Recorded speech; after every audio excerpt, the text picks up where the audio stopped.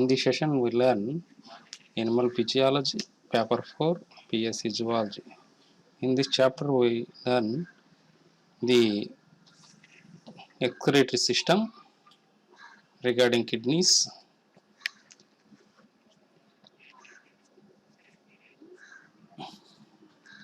In this session, mainly we will know the control of renal excretion of water, electrolytes, and metabolic waste products. The kidneys serve many important homeostatic functions, including excretion of metabolic waste products and foreign chemicals. Excretion of metabolic waste products and foreign chemicals. Number one, the main function, regulation of water and electrolyte balances. Regulation of water and electrolyte balance. Regulation of body fluid osmolality and electrolyte concentrations. Regulation of arterial pressure. Regulation of acid-base balance, secretion, metabolism, and excretion of hormones and gluconeogenesis.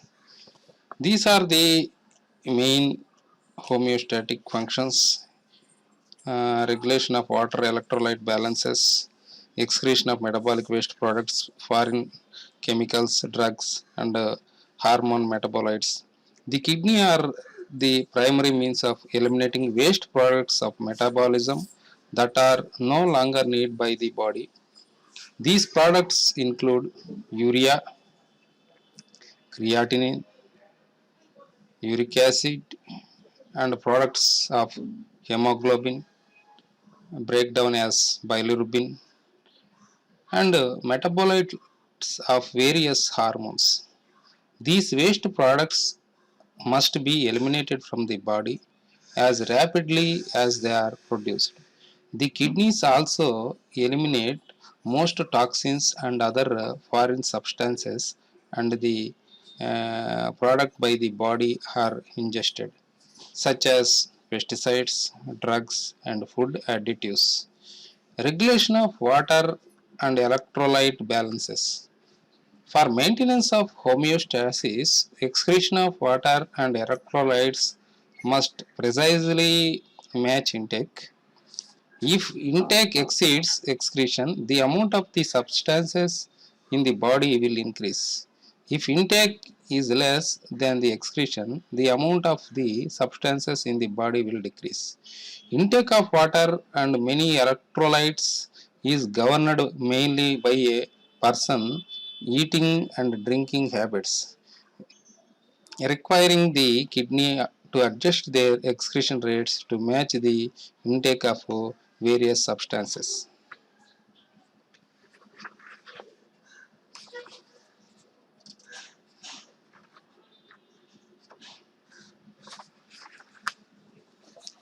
This diagram shows, in this diagram I will show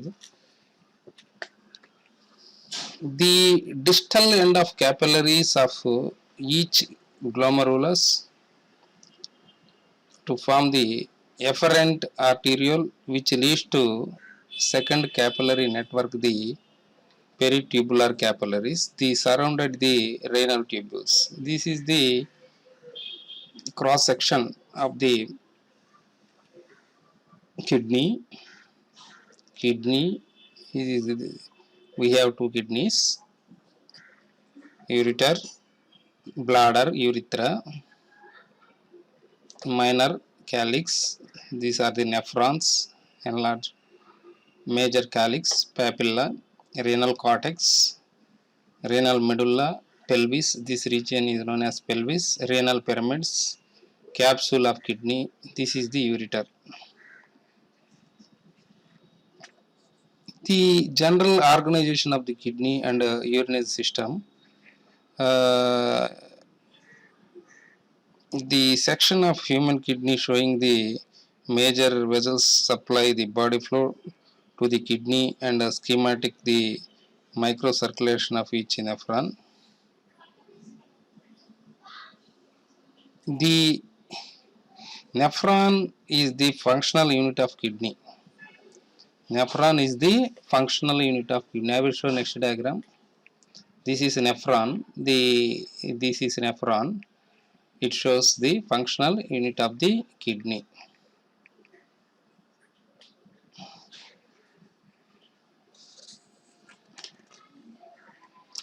Each kidney in the human contains about 8 lakhs to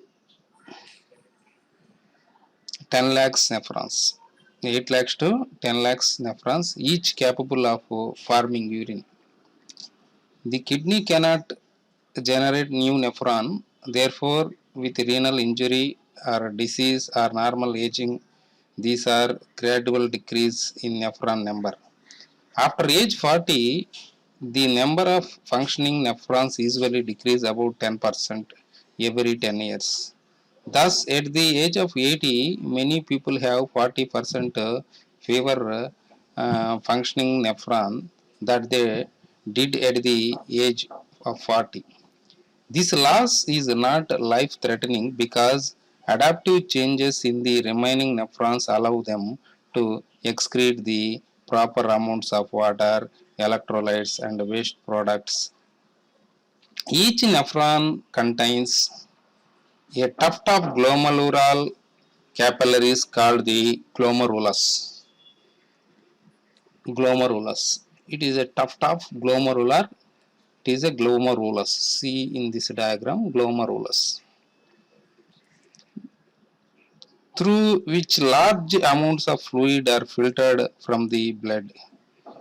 Next, a long tubule in which the filtered fluid is converted into urine on its way to the pelvis of the kidney. The glomerulus contains a network of branching and glomerular capillaries that, compared with other capillaries, have high hydrostatic pressure of 60 mm of Hg. Here, high hydrostatic pressure generate, that is 60 millimeters of Hg. The glomerular capillaries are covered by epithelial cells, and the total glomerulus is encased in Bowman's capsule. This is Bowman's capsule. This is Bowman glomerulus encapsulated with Bowman capsule. See here. Fluid filtered from the glomerular capillaries flows into Bowman capsule and then into the proximal tubule, which lies in the cortex of kidney. Bowman capsule further goes to PCT, proximal convoluted tubule, or PT, which lies in the cortex of the kidney. Fluid flows into the loop of Henle, which dips into the renal medulla. Each loop consists of the descending and ascending limbs. Descending and ascending limbs. See here, this is descending limb, this is ascending limb. This is ascending limb, this is descending limb. The total Henle, loop of Henle.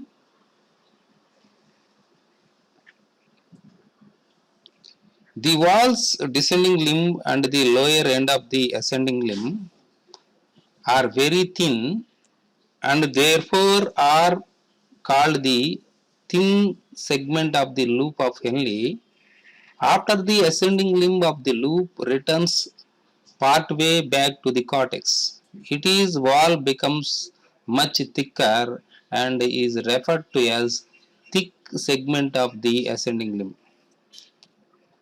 At the end of the thick ascending limb is a short segment that has its wall a plaque of specialized epithelial cells is known as macula densa. Macula densa. See here, macula densa. It is the specialized cells known as macula densa. The macula densa play an important role in controlling nephron function. See here, it is controlling the nephron function. Macula densa controls the nephron function.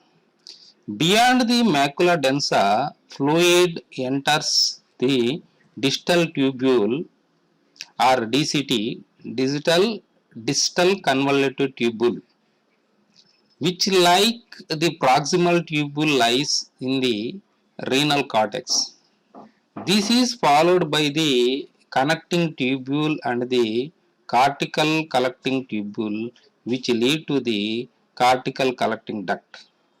The initial part of 8 to 10 cortical collecting ducts join to form a single large collecting duct that runs downward into the medulla and becomes the medullary collecting duct. The collecting ducts merge to form progressively larger ducts that eventually empty into the renal pelvis through the tips of the renal papilla. In each kidney, there are about 250 of very large collecting ducts, each of which collecting urine from about 4,000 nephrons.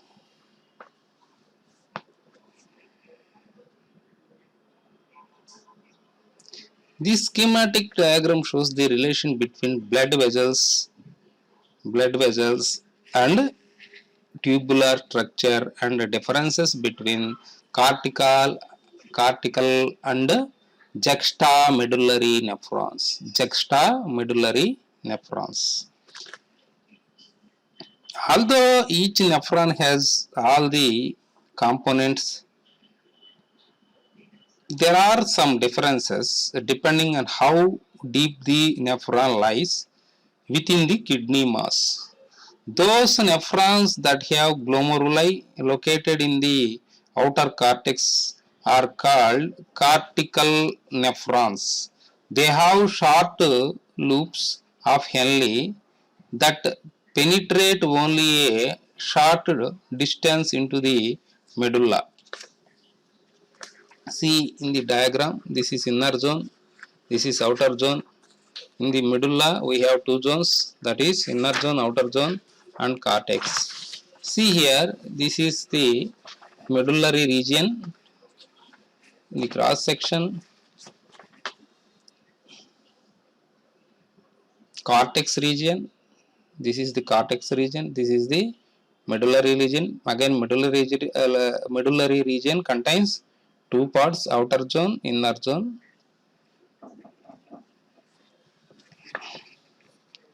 About 20 to 30% of the nephrons have glomeruli that lie deep in the renal cortex near the medulla and are called juxtamedullary nephrons. Juxtamedullary nephrons.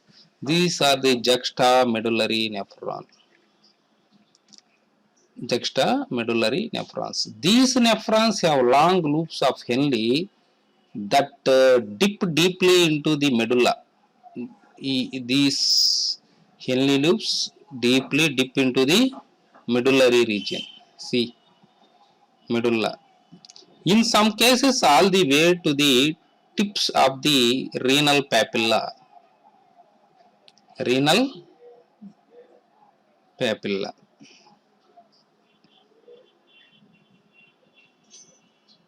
The vascular structure supplying the juxtamedullary nephrons also differ from those supplying the cortical nephrons. For the cortical nephrons, the entire tubular system is surrounded by an extensive network of peritubular capillaries. For the juxtamedullary nephrons, long efferent arterioles extended from the glomeruli down into the outer medulla and then divide into specialized peritubular capillaries called vasa recta. Vasa recta. These are the vasa recta. This is a bluish color. Vasa recta. See. that extended downward into the medulla, lying side by side with the loops of Henle. Like the loops of Henle, the vasa recta returns toward the cortex and empty into the cortical veins. Cortical veins.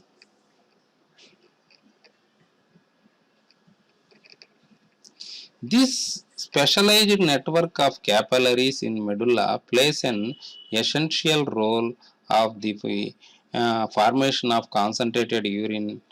The urine micturition. What is micturition? Yeah, urinary bladder in males and females. Micturition is the process by which the urinary bladder empties when it becomes filled. This involves two main steps. First, the bladder fills progressively until the tension in its walls rises above a threshold level. This elicits the second step, which is a nervous reflex called micturition reflex that empties the bladder, or if this fails, at least causes a conscious desire to urine or urinate. Although the micturition reflex is an autonomic spinal cord reflex, it can also be initiated or facilitated by centers in the cerebral cortex of our brainstem. This is initiated by cerebral cortex or brainstem. Anatomy of the urinary bladder in males and females. The urinary bladder is a smooth muscle chamber composed of two main parts: the body, which is the major part of the bladder in which urine collects, and the neck region. This is a funnel shape extension of the body passing inferiorly and anteriorly into the urinogenital triangle and connecting with the urethra. This is the urethra in female, this is the urethra in male. In smooth muscle of bladder called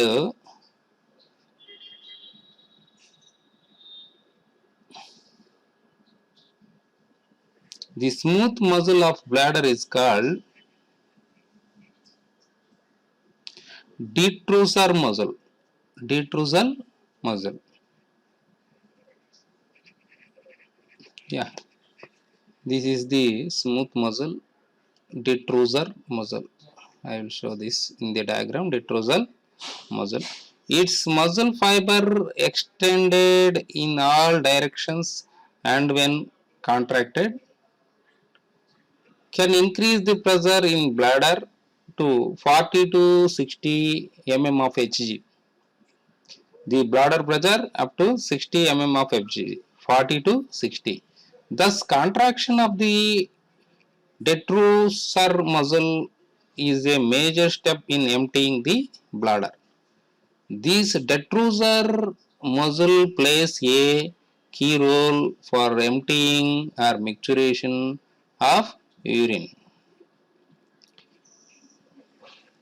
Smooth muscle cells of the detrusor muscle fuse with one another so that low resistance electrical pathways exist from one muscle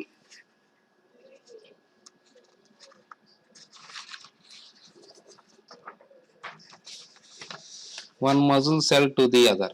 Therefore, an action potential can spread throughout the detrusor muscle from one muscle cell to the next to cause contraction of the entire bladder at once. On the posterior wall of the bladder, lying immediately above the bladder neck, is a small triangular area called the trigone. See here, this is trigone, Trigone. It is a small triangle area which is present in female and male. Female trigone muscle. It is a triangle shape. The lowermost apex of the trigone, the bladder neck opens into the posterior urethra and the two ureters enter the bladder at the uppermost angles of the trigone. The trigone can be identified by the fact that its mucosa, the inner lining of the bladder, is smooth in contrast to the remaining bladder mucosa, which is folded to form rugae. It is folded to form ruges. Ruges అంటే ముడతల్లాగా ఏర్పడిన నిర్మాణాలు. Each ureter enters the bladder, courses obliquely through the detrusor muscle, and then passes another 1 to 2 centimeters beneath the bladder mucosa before emptying into the bladder. The bladder neck is 2 to 3 centimeters long and its wall is composed of detrusor muscle interlaced with a large amount of elastic tissue. The muscle in this area is called internal sphincter. This area is called internal sphincter. See here, this is the internal sphincter. This is the ureteric openings. This is the internal sphincter. కవాటం లాగా పనిచేస్తాం. Its natural tone normally keeps the bladder neck and posterior urethra empty of urine and therefore prevents emptying of the bladder until the pressure in the main part of the bladder rises above a critical threshold. Beyond the posterior urethra, the urethra passes through the urinogenital diaphragm, which contains a layer of muscle called the external sphincter of the bladder. This muscle is a voluntary skeletal muscle in contrast to the muscle of the bladder body and bladder neck, which is entirely smooth muscle. The external sphincter muscle is under voluntary control of the nervous system and can be used to consciously prevent urination even when involuntary controls are attempting to empty the bladder. Innervation of the bladder. Basic kidney process that determine the composition of the urine. Urinary excretion rate of a substance of equal to the rate at which the substance is filtered minus its reabsorption rate plus the rate at which it is secreted from the peritubular capillary blood into the tubules. It is efferent arterial. You see, it is efferent arterial. It is glomerular capillaries. It is Bowman capsule. Number 1, filtration will occur in the glomerular capillaries. Number 2, this is PCT. PCT means proximal convoluted tubule occurs reabsorption. Number 3, secretion, peritubular capillaries. Number 4, excretion. Excretion is equal to filtration minus reabsorption plus secretion. The excretion is equal to filtration minus reabsorption plus secretion.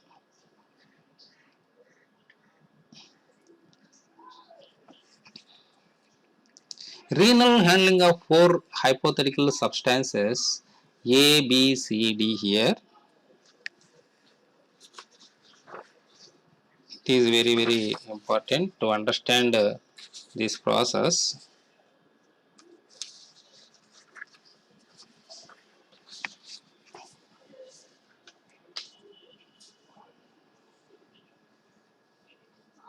This diagram shows four hypothetical substances. The substances shown in a diagram A, see how it is. Filtration only. Diagram A is filtration only. The substances shown in panel A or diagram A is freely filtered by the glomerular capillaries but is neither reabsorbed or secreted. Therefore, its excretion rate is equal to the rate at which it is filtered. Certain waste products in the body, such as creatinine, are handled by the kidneys in this manner, allowing excretion of essentially all that is filtered. In diagram B shows the substances is freely filtered but is also partly reabsorbed. This in this diagram shows filtration, partial reabsorption. This is filtration only. This is filtration, partial reabsorption urine. This is filtration, complete reabsorption. This is D diagram, filtration and secretion. These are the important points. In the diagram B, freely filtered but also partially reabsorbed from the tubule back into the blood. Therefore, the rate of urinary excretion is less than the rate of filtration at the glomerular capillaries. In this case, the excretion rate is calculated as the filtration rate minus the reabsorption rate. Already I have shown in the diagram. This is a typical for many of the electrolytes of the body, such as sodium and chloride ions. I have already shown the excretion rate. The excretion rate is equal to filtration minus reabsorption plus secretion. Here we have four steps. See here. In the first step, urine filtration only. Here filtration partially reabsorption. Here filtration plus complete reabsorption, filtration, secretion. In the diagram C shows substances is freely filtered at the glomerular capillaries but is not excreted into the urine because all the filtered substances is reabsorbed from the tubules back into the blood. This pattern occurs for some of the nutritional substances in the blood, such as amino acids and glucose, allowing them to be conserved in the body fluids. In the diagram D, in this diagram D shows filtration, secretion. Freely filtered at the glomerular capillaries and is not reabsorbed, but additional quantities of these substances are secreted from the peritubular capillary blood into the renal tubules. This pattern often occurs for organic acids and bases, permitting them to be rapidly cleared from the blood and excreted in large amounts in the urine. The excretion rate in the case is calculated as filtration rate plus tubular secretion rate. For each substances in the plasma, a particular combination of filtration, reabsorption and secretion occurs. The rate at which the substance is excreted in the urine depends on the relative rates of the three basic renal process: filtration, reabsorption, and secretion of different substances. In general, tubular reabsorption is quantitatively more important than tubular secretion in the formation of urine. But secretion plays an important role in determining the amount of potassium, hydrogen ions, and a few other substances and are excreted in the urine. Most substances that must be cleared from the blood, especially the end products of metabolism such as urea, creatine, uric acid, and urates, and poorly reabsorbed and are therefore excreted in large amounts in the urine. Certain foreign substances and drugs are also poorly reabsorbed, but in addition are secreted from our blood into the tubules, so their excretion rates are high.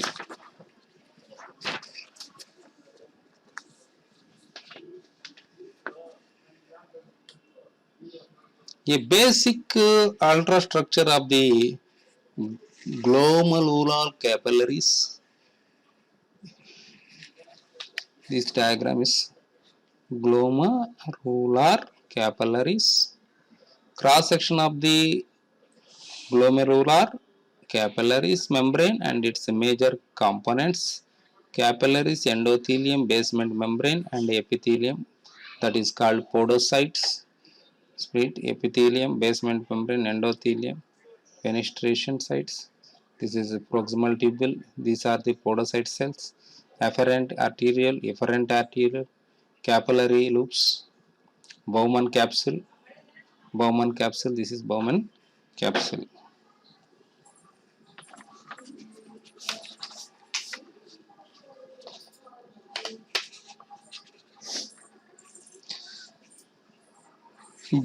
Glomerular capillary membrane is similar to that of other capillaries, except that is three instead of the usual two major layers, three major layers, that is the endothelium of the capillary layer, that is endothelium of the capillary layer, a basement membrane, a layer of epithelial cells, that is called podocytes.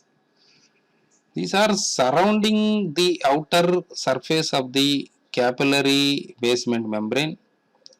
Together, these layers make up the filtration barrier, which, despite the three layers, filters several hundred times as much water and solutes as the usual capillary membrane. Even with this high rate of filtration, the glomerular capillary membrane normally prevents filtration of plasma proteins. The high filtration rate across the glomerular capillary membrane is due partly to its special characteristics. The capillary endothelium is perforated by thousands of small holes called fenestrae.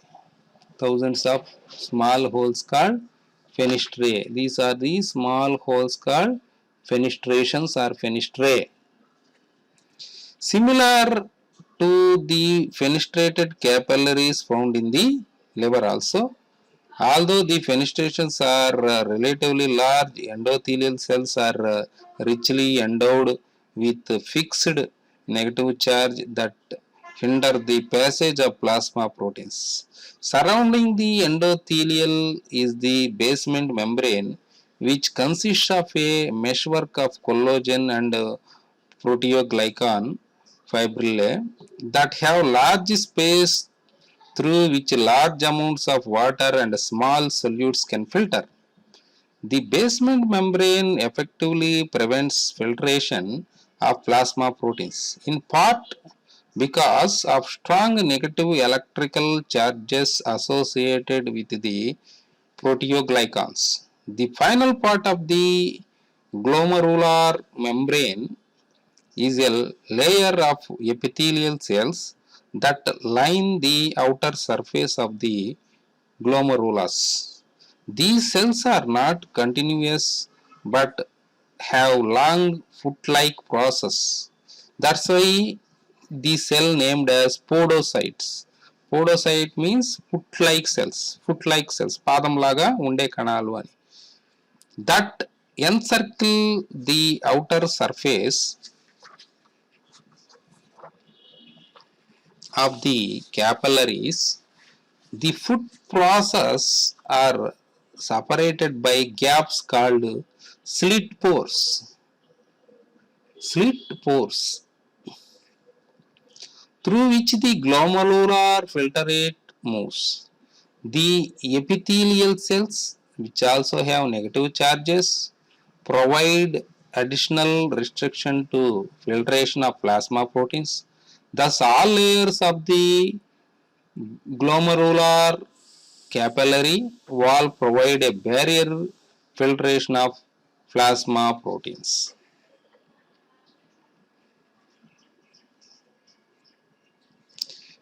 Summary of forces causing filtration by the glomerular capillaries. The values shown as estimates for healthy humans. These are the values shown the estimates of the healthy humans for filtration of the pressure filtration. This is the glomerular filtration rate. Here afferent arterial, here this is afferent arterial glomerular hydrostatic pressure 60 mg, here 32 mg. Bowman's capsule have 18 mm of Hg, net filtrated pressure 10 mm of Hg, glomerular hydrostatic pressure 60 mm of Hg minus Bowman capsule 18 millimeters of Hg, glomerular oncotic pressure 32, 18, 50, 60 minus 50 is equal to 10. Net filtration pressure is 10. Here hydrostatic pressure of glomerular is 60. Both of these has 50. Bowman capsule 18, oncotic pressure 32. These two combines 50. 60 minus 50, 10. That is net GF for glomerular filtration rate. Structure of the juxtaglomerular apparatus demonstrating its possible feedback role in the control of nephron function. See here, glomerular epithelium, efferent arteriole, here smooth muscle fibers, juxtaglomerular cells, afferent arteriole, internal elastic lamina, here internal elastic lamina. This is macula densa, which controls the nephron function. Already I have told this, macula densa controls the nephron function. Distal tubule or DCT, distal convoluted tubule. This is basement membrane. Juxtaglomerular cells. These are the juxtaglomerular cells.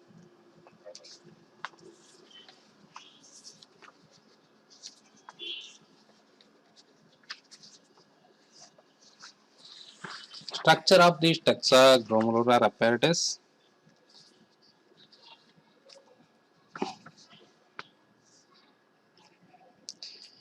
It is a complex, consists of macula densa in the initial portion of the distal tubule and juxtaglomerular cells.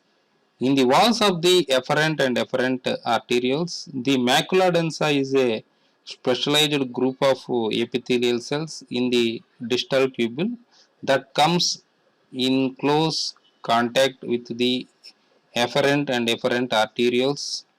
The macula densa cells contain Golgi apparatus, which are intracellular secretory organelles directed towards the arterioles, suggesting that these cells may be secreting a substance toward the arterioles.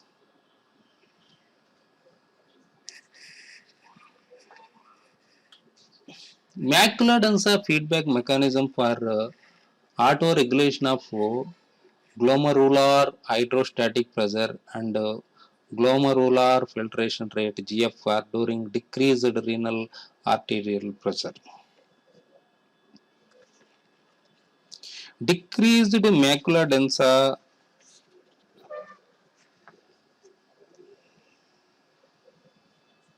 sodium chloride causes dilation of efferent arterioles and increased renin. Renin is a hormone. The macula densa cells sense changes in volume delivery to the distal tubule by way of signals that are not completely understood. Experimental studies suggest that the decreased glomerular filtration rate shows the flow rate in the loop of Henle, causing increased reabsorption of sodium and chloride ions in the ascending loop of Henle, thereby reducing the concentration of sodium chloride at the macula densa cells. The decreased sodium chloride concentration initiate a signal from the macula densa that has two efferent efferents here.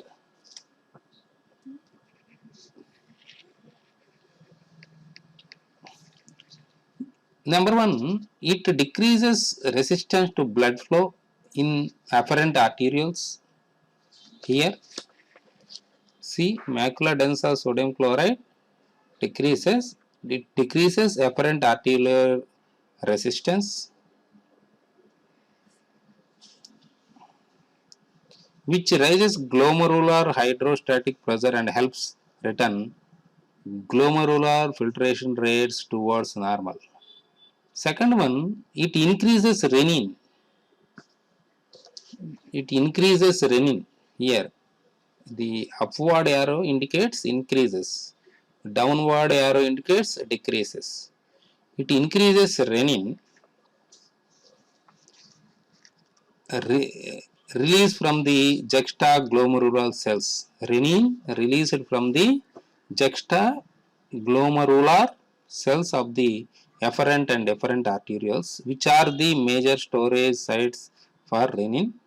Renin released from these cells then functions as an enzyme to increase the formation of angiotensin 1. Renin released from these cells, that is juxtaglomerular cells, then functions as an enzyme to increase the formation of angiotensin 1, which is converted to angiotensin 2. Finally, the angiotensin 2 constricts the efferent arterioles, thereby increasing glomerular hydrostatic pressure and helping to return glomerular filtration rate towards the normal. These two components of the tubuloglomerular feedback mechanism operating together by way of the special anatomical structure of the juxtaglomerular apparatus provide feedback signals to both the efferent and efferent arterioles for efficient auto-regulation of glomerular filtration rate during changes in arterial pressure.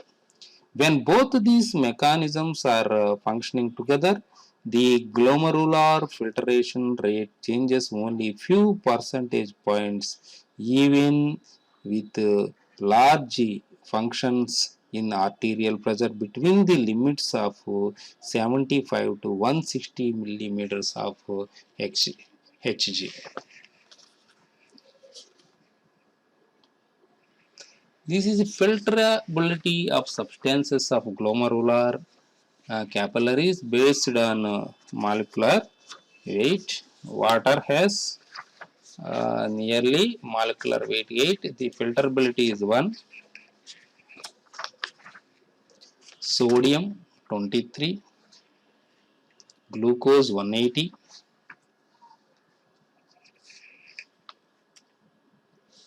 Inulin 5500.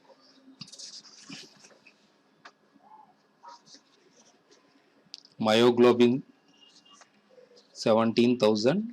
Filterability is 0.75, is very low.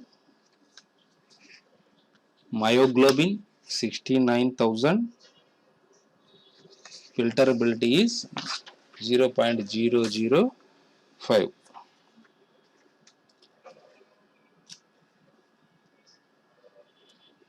The effect of molecular size and filterability of different molecules.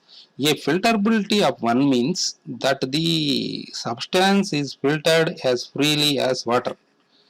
Here, filterability is 1 equal to water filtration. A filterability of 0.75 means that the substance is filtered only 75% as rapidly as water. It's only 75% as water. When compared to the water, these myoglobin filters only 75%. As molecular weight of the molecule approaches that the albumin, the filterability rapidly decreases approaching zero. When in the case of albumin, the filterability is zero. Thank you for listening. These are the some of the points which are basic points in the excretory system. I will show next the formation of urine contents and other in the excretion topic.